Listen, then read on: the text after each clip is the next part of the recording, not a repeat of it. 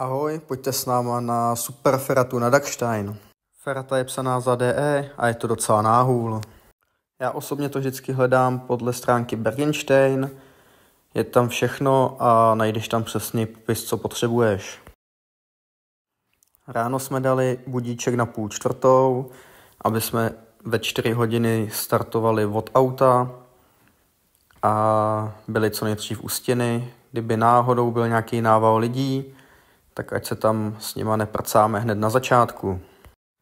Tohle je nejtěžší úsek feraty, jak jsem zmiňoval, DEčko. Není to zas až úplně takovej mazec, ale chce to trošku kondičku a trošku sílu v rukou, abyste se vytáhli. Jinak je to docela na pohodu.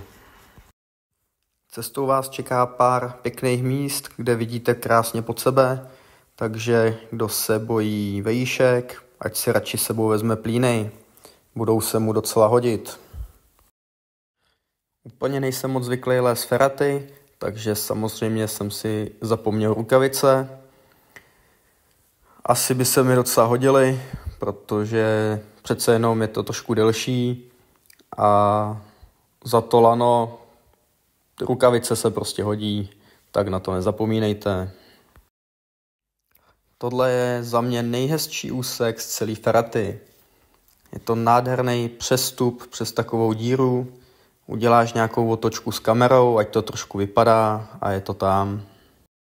Jinak helma asi jako nutností, potkali jsme teda holku, která měla helmu na báglu, asi se bála, aby si nerozcuchala vlasy, anebo aby si nerozbila batoh, nevím, co je z toho horší.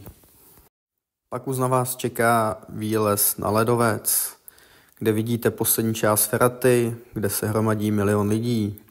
My jsme to dali za 7 hodin a 40 minut na vrchol. Byl krásný počasí a na vrcholu relativně málo lidí. Dolů bych si určitě vzal sebou mačky, nebo se budete klouzat po prdeli jako 90% lidí. Pak už jsme si jenom vezli prdel lanovkou, tak se mějte hezky a mějte se jak chcete.